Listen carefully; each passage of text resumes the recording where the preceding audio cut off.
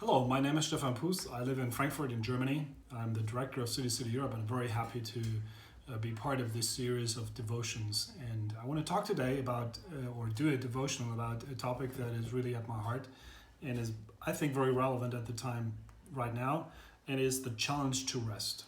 The challenge to rest. And it's really something relevant, especially in the city of Frankfurt. We are a very restless city. So Frankfurt normally is a place where people walk very fast, drive like crazy. They're all running. It's a sleepless city, very active, 24/7, long working hours. So it's normally a place where you find a lot of people who really struggle with the challenge to find rest and time of silence. And right now, it's in an interesting and weird way, even more struggling.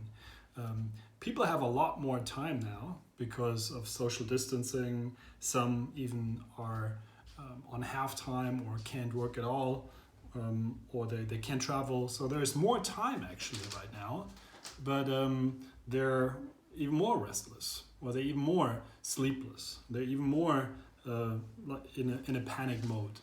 And I think that this corona crisis brings out something in us that really makes us long for rest, but is in an interesting way a big challenge to rest. So how do we find rest?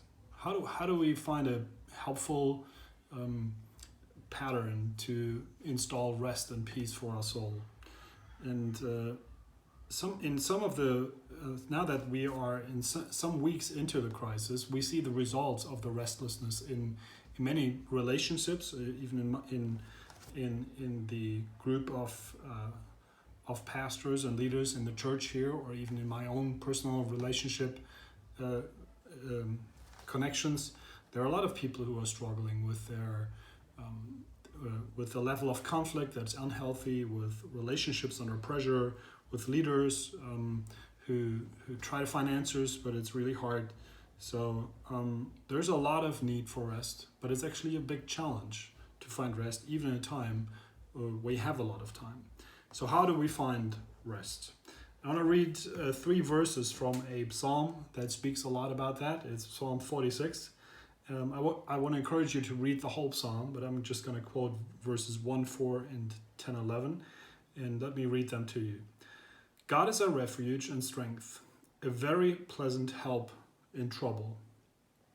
There's a river whose streams make glad the city of God, the holy habitation of the Most High. Be still and know that I am God. I will be exalted among the nations. I will be exalted in the earth. The Lord of hosts is with us. The God of Jacob is our fortress.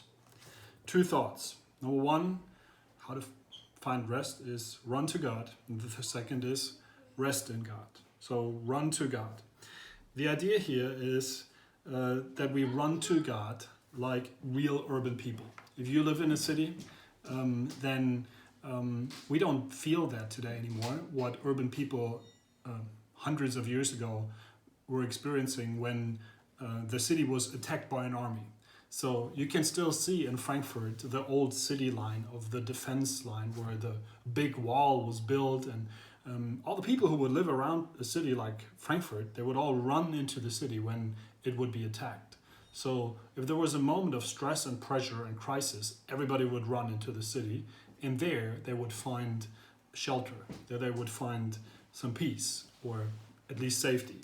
And that is the idea, that God is something like this. And I think as urban people today, we don't understand that idea of a city that way anymore.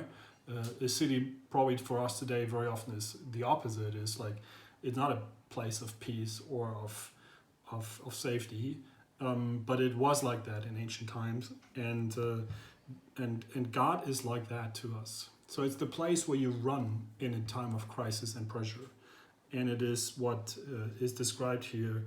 There's a river of stream that makes glad in the city of God, and it's God Himself who is there, who gives rest. And then the second idea here is to rest in God. One of my favorite verses of the Psalms is verse 10, be still and know that I am God. So it's not just running to God, turning to Him, but it is also to rest then in God. And here comes all the richness of the Christian faith in many traditions like meditation, prayer, Sabbath, and things like that, that we have. The Christian faith is very rich in its history about the idea of how to rest in God, what you can do.